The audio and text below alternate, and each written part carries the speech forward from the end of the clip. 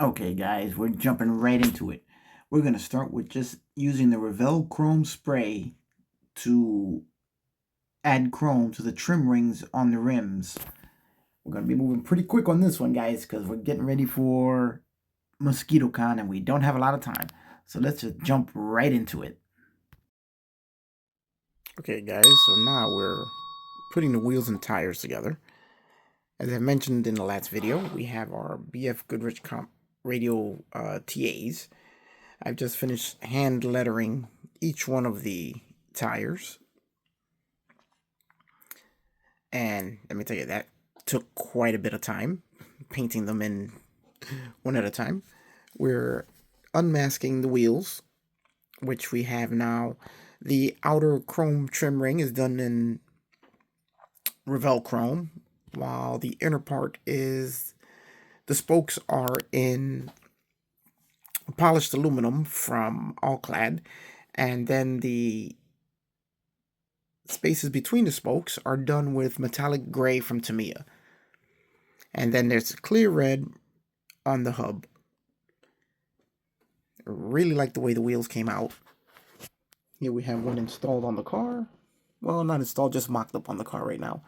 Can't really mess with the Revell Chrome too much for at least another day or two, as I don't want to damage the chrome finish. And it is quite a bit delicate until it completely cures. Now this one I still have to remove the masking. What I did was I used putty to cover the center part of the wheel, and then I sprayed it with the Revell Chrome so that we have our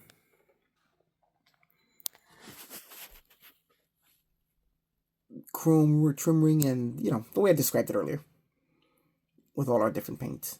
Really looks cool. I like it. Okay, now we're going to go ahead and remove our masking from the, you guys can see that there, from our wheel. And basically this is just blue tack, which I've attached to the wheel right there, and there's our finished wheel right there. Really cool. That Revell Chrome really does look great. For some applications it does look a little too close to the kit chrome, which I think looks a little toyish sometimes, but for other applications it just comes out great. I've also done the rear bumper, which looks fantastic. Really bright. But you gotta remember, guys, this stuff, even though it's much better than any other chrome out there right now, it's still fragile to the touch. So this I'm gonna let sit for a few days before I even think about putting it on the car. Alright guys, now that we've got our wheels and tires situated, we're going to start working on our tonneau cover for the convertible top, which this car never had, so now I've got to make it all. This is a tonneau cover from the 69 GTX convertible model that I have. I'm going to put a picture of the box that this is from. This is going to be used as the template for the convertible boot that I'm making for the GTO. And we're going to start by just tracing out a rough approximation of this tonneau cover right here out of this thick sheet of styrene plastic. Then we're going to be doing all sorts of shaping to try and get it to fit exactly what we want on the car itself. So we have to start just by making our first prototype, which is going to be this one here. And so let's get cutting and seeing where we can get.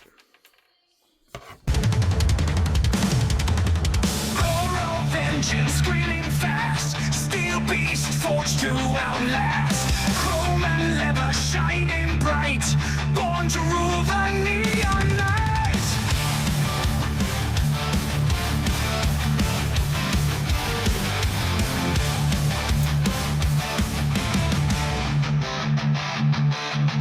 Speed demon, black and red, drive till dawn, never dead, adrenaline, fuel and fire, chasing dreams.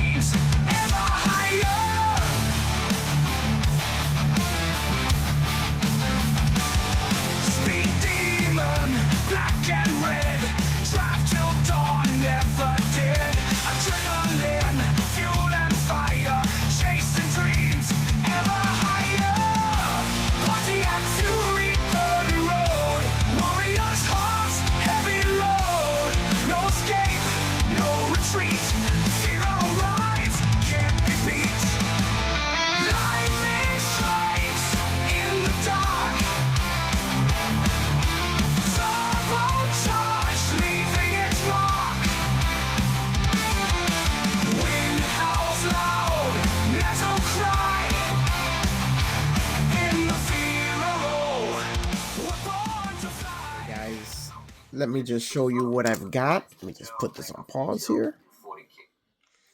Let me show you what I've got so far for the convertible top boot. After a lot of carving and shaping and gluing these pieces together, as you can see, I am covered everywhere. I've got this, which actually looks pretty decent. It's got the flaps that fold over into the passenger compartment. I'm going to put a picture of his convertible top boot right here, so you can see why I had these little flaps folding over. I rolled all the edges so that it doesn't look like a flat piece of styrene. I haven't finished shaping and carving out this side, so you guys can see the before and after. You see how I've smoothed out all the edges? Here, still got a lot of work to do here. But we have all the edges rolled, and now this part will just kind of drop right into the car and sit right there, almost as if it was a kit part.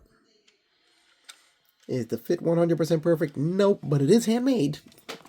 But I think it looks pretty cool. What do you guys think? I think it's going to do very well for covering up the convertible portion of the roof. And it comes right up. I may have to add a little more bare metal foil here. I can inch this. Oh, I can inch it up just enough to cover where the bare metal foil ends.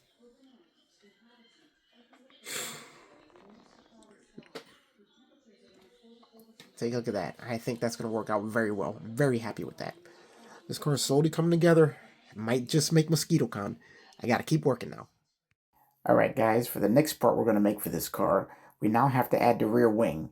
Mr.mo has a specific type of wing that came on his car, and we have to replicate it. So here it is, made out of styrene, using the same process I used to make the tonneau cover, and came out pretty decent, I think. Looks very, very close to his wing, and I'm very happy with that. Okay guys, time for paint. The tonneau cover is painted in a color very similar to the interior, just a slight shade difference to show a little difference in the material.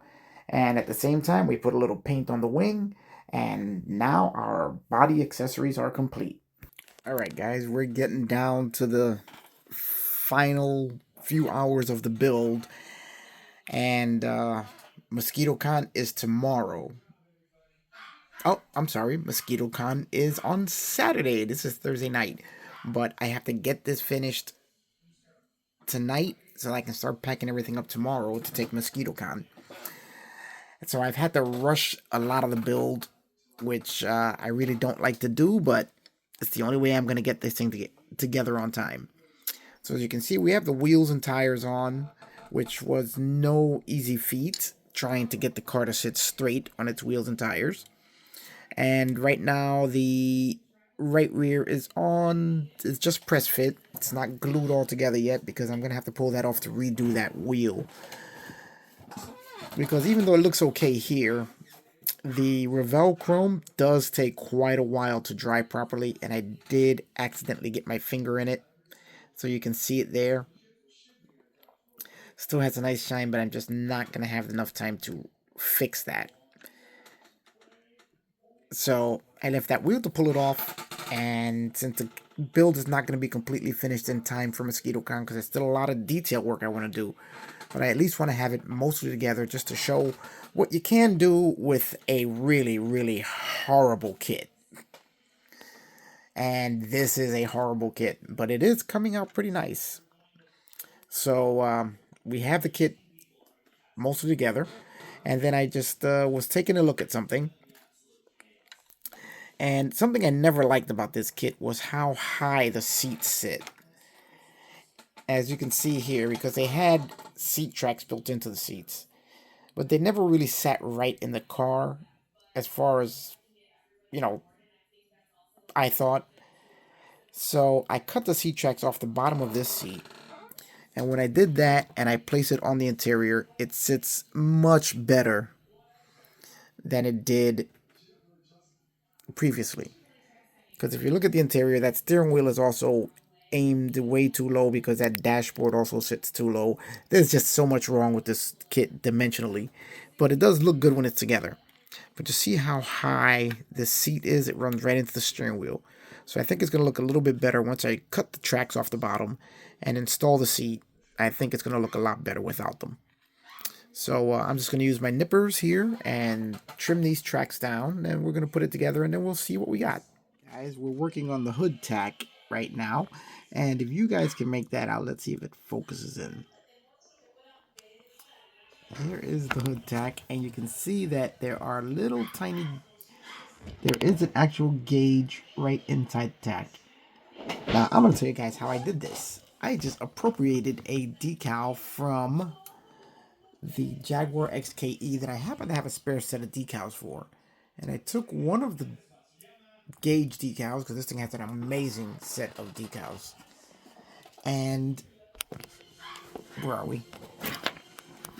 I basically just applied a decal right there on the tack, which really worked out perfectly there. As you can see, all the gauges and everything in there. You can see the RPM gauge. That just looks really, really cool in there. So that is going to be attached to the hood as soon as that decal dries, as we're still in our mad dash to get this car finished.